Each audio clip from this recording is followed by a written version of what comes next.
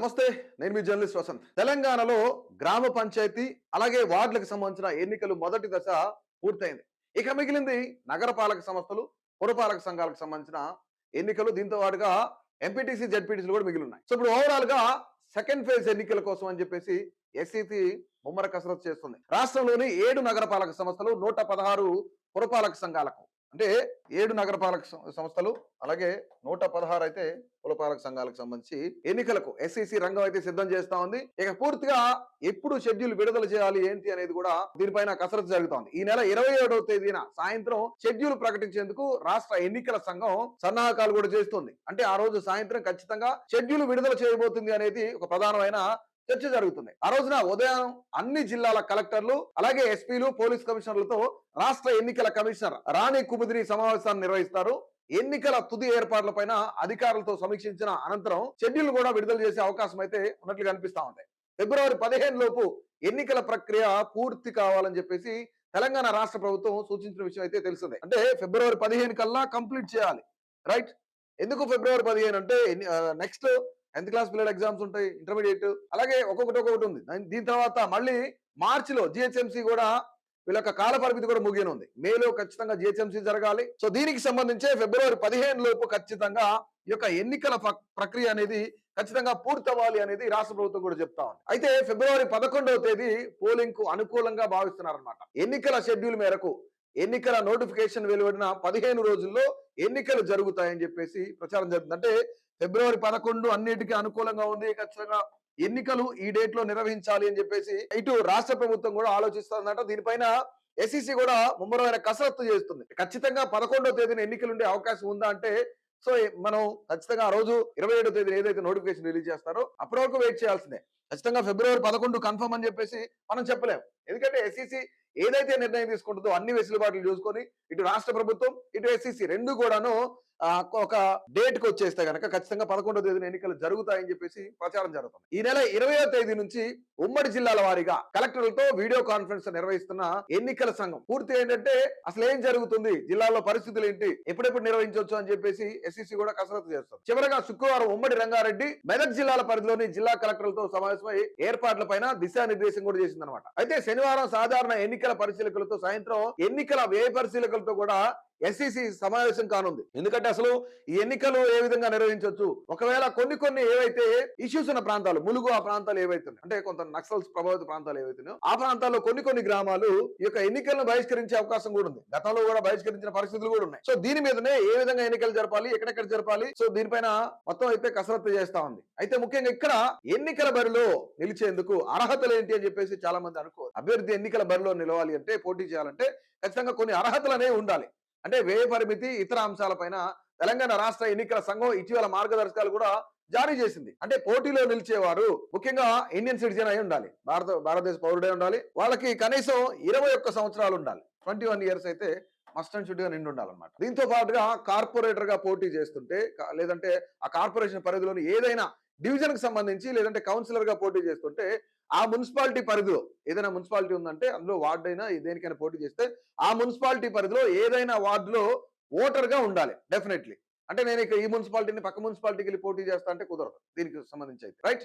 పోటీ చేసే అభ్యర్థి ఆయా నగర లేదా మున్సిపాలిటీల్లో కాంట్రాక్టర్ గా ఉండకూడదు మొదటిది. ఇక రెండోది ఏంటంటే నగర లేదా పురపాలకాల్లో కేంద్ర రాష్ట్ర ప్రభుత్వాల్లో ఆదాయం వచ్చే లాభదాయక పదవులు, అంటే ఫర్ ఎగ్జాంపుల్ ఇటు రాష్ట్ర ప్రభుత్వానికి సంబంధించో కేంద్ర ప్రభుత్వానికి సంబంధించో ఉద్యోగం చేస్తా ఉండకూడదు అర్థమయ్యే భాషలో చెప్పాలంటే. రైట్? దీనికి రాష్ట్ర ప్రభుత్వ సర్వీస్ నుంచి తొలగించి ఉంటే ఎన్నికల్లో వాళ్ళు పోటీకి అనర్హులు. ఎందుకంటే ఆల్రెడీ గవర్నమెంట్ వీళ్ళని వద్దని చెప్పి తీసేస్తే గనక వాళ్ళు పోటీకి అనర్హులు అనమాట. అయితే గతంలో పోటీ చేసి ఎన్నికల వ్యయ వివరాలు సమర్పించినందుకు ఎన్నికల సంఘం అనర్హులుగా ప్రకటించిన వారు కూడా, అంటే గతంలో ఇప్పుడు పోటీ చేసి మీకు ఖర్చు ఎంత అయింది, వాట్ ఇస్ వాట్ అనేది లెక్క అంతా అప్పచెప్పండి అన్నారు అనుకోండి, వాళ్ళు ఒకవేళ ఆ లెక్క ఒప్పచెప్పకపోతే దాన్ని తిరస్కరిస్తే వాళ్ళు కూడా అనర్హులేని చెప్తుంది. అంటే ఐపీ పెట్టి ఊర్లలో 10 లక్షలు లేదంటే 20 లక్షలు డబ్బులు తీసుకుని ఐపీ పెట్టి పారిపోయే వాళ్ళు చాలా మంది ఉంటారు. సో అలాంటి వాళ్ళు కూడా దీనికి అనర్హులు. పార్టీ తరఫున పోటీ చేసే అభ్యర్థికి సంబంధించిన పార్టీ నుంచి బీఫామ్ ఉండాలని చెప్పింది అనమాట. నామినేషన్ల ఉపసంహారం చివరి తేదీ మధ్యాహ్నం 3 గంటల లోపు రిటర్నింగ్ అధికారి ఎవరైతే ఉన్నారో అక్కడ రిటర్నింగ్ అధికారిగా ఎవరైతే వ్యవహరిస్తున్నారో వాళ్ళకి బీఫామ్ ను అందించాల్సి ఉంటుంది అనమాట. స్పష్టంగా ఇవన్నీ ఉండాలని చెప్పేసి ఎస్ఈసి చెప్తుంది.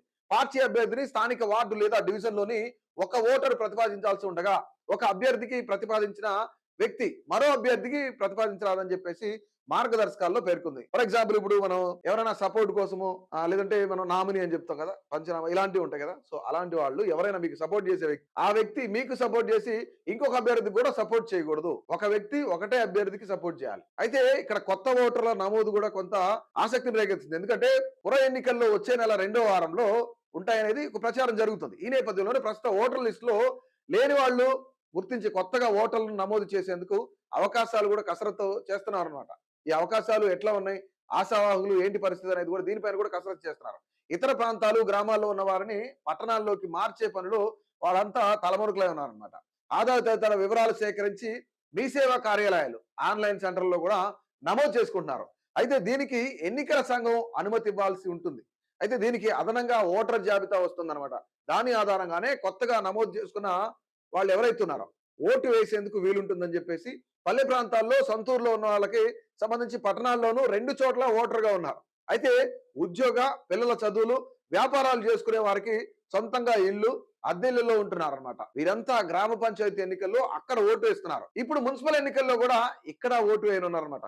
సో ఇలాంటిది చాలా చాలా జాగ్రత్తలు తీసుకోవాలని చెప్పేసి ఎస్ఈసి కూడా చెప్తా ఉంది. సో ఇది ఓవరాల్ గా అయితే ఇక ఎన్నికల డేట్లు ఖచ్చితంగా ఫిక్స్ అయినట్లే తెలుస్తోంది. ఎందుకంటే ఇక ఇది అఫీషియల్ గా అయితే ఎస్ఈసి అయితే చెప్పాలన్నమాట.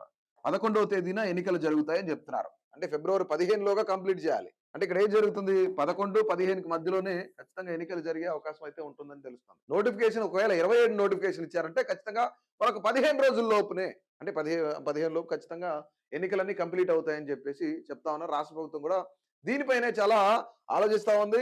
సో ఏది ఏమైనా సరే నెక్స్ట్ మంత్ లో ఖచ్చితంగా ఈ ఎన్నికలు కూడా ముగియనున్నాయి. అయితే ప్రధాన పార్టీలన్నీ కూడా గెలుపు గుర్రాల వైపే ఆలోచిస్తా ఉన్నారు.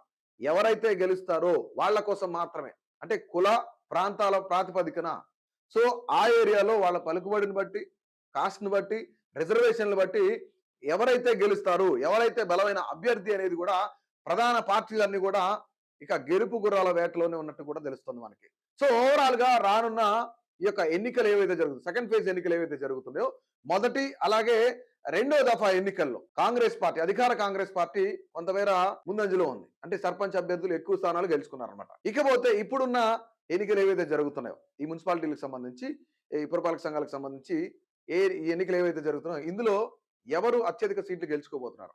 అధికార కాంగ్రెస్ పార్టీ అయినా, లేదంటే బీఆర్ఎస్ ఖచ్చితంగా మేము గెలిచి తీరుతాం. కాంగ్రెస్ పార్టీ గురించి ప్రజలందరూ తెలుసుకున్నారు, కాంగ్రెస్ పార్టీని తిరస్కరిస్తారు గ్యారంటీ అని చెప్పేసి బీఆర్ఎస్ ధీమా వ్యక్తం చేస్తారు. గత 10 ఏళ్లలో బీఆర్ఎస్ అవినీతి చేసింది, గత 10 ఏళ్లలో అభివృద్ధి ఏమి చేయలేదు. అలాగే ఇప్పుడు వచ్చిన అధికార కాంగ్రెస్ పార్టీ కూడా అభివృద్ధి వైపు కాకుండా, ప్రజల సంక్షేమం వైపు కాకుండా వాళ్ళు దోచుకొని దాచుకునే ప్రయత్నాలు చేస్తున్నారు అని చెప్పేసి బీజేపీ ఆరోపిస్తుంది. సో బీజేపీకి ప్రజలు పట్టం కట్టబోతున్నారని చెప్పేసి బీజేపీ కూడా ధీమా వ్యక్తం చేస్తుంది. ఈ ఎన్నికల్లో అత్యధిక స్థానాలు ఎవరు గెలవబోతున్నారు? మీ అభిప్రాయం తెలియజేయండి.